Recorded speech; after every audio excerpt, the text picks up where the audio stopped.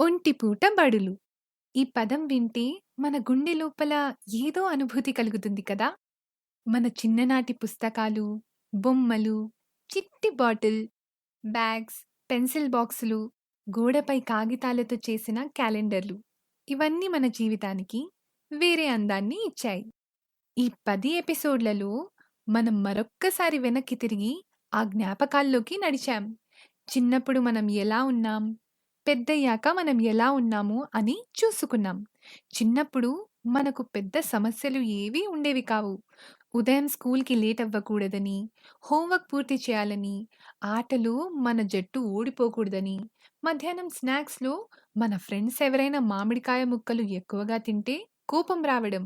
అదే మన ప్రాబ్లమ్స్.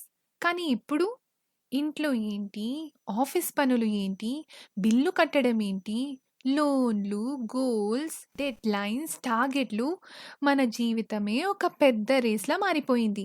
నిజం చెప్పాలంటే మన చిన్ననాటి ఒంటిపూట బడులు అనుభవాలు మనకి ఇప్పటికీ బలమిస్తున్నాయి. ఎందుకంటే ఆ జ్ఞాపకాలు మనలో పసితనాన్ని ఇంకా బతికిస్తూనే ఉన్నాయి. ఈరోజు మన బ్రతుకు నడవటానికి కారణం ఆ చిన్ననాటి పాఠశాల, ఆ స్నేహితులు, ఆ మాస్టారు గారి తిట్లు, అమ్మ ఇచ్చిన లంచ్ బాక్స్, నాన్న చెప్పిన కథలు. మన గుండె లోపల ఆ జ్ఞాపకాలే చిన్న దీపాల్లా వెలుగుతూనే ఉంటాయి. కొన్నిసార్లు మనం జీవితంలో బిజీగా పరిగెడుతూ ఆ చిన్న పిల్లవాడి పిలుపుని వినిపించుకోకపోవచ్చు.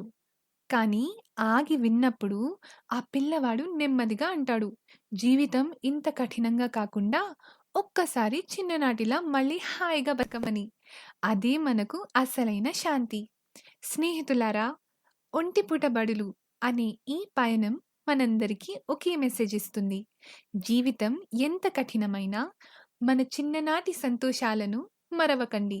సాధ్యమైనప్పుడు మళ్ళీ ఆ అనుభవాలు వెతకండి. మిత్రులను కలుసుకోండి, పాత స్కూల్‌ని సందర్శించండి, అమ్మ నాన్నలతో కూర్చొని ఆ జ్ఞాపకాలు పంచుకోండి. అవి మనకు భవిష్యత్తును ఎలాగైనా ఎదుర్కొనే శక్తినిస్తాయి. చిన్ననాటి బడిగంటలు ఇప్పుడు మోగకపోవచ్చు. కానీ మన హృదయంలో ఆ ఒంటి పూట బడులు ఎప్పటికీ ఆగవు. అవి మనతో కలిసి ప్రయాణిస్తూనే ఉంటాయి. మనకు ఆశ, ఆనందం, ఆత్మవిశ్వాసం ఇస్తూనే ఉంటాయి. మన బాల్యం ఒక జ్ఞాపకం కాదు. అది మన జీవితానికి శాశ్వతమైన వెలుగు. ఇదే ఒంటిపూట బడుల చివరి ఎపిసోడ్. ఈ ప్రయాణంలో మీరు భాగస్వాములయ్యారు. జ్ఞాపకాలతో మళ్ళీ కలుద్దాం. అప్పటి వరకు ఈ ఒంటిపూట బడులకి వేసవి సెలవులింక. ఉంటా మరి. జాగ్రత్త. కొంచెం తినండి, ఎక్కువ నవ్వండి. అంతకన్నా ఎక్కువ ప్రేమించండి.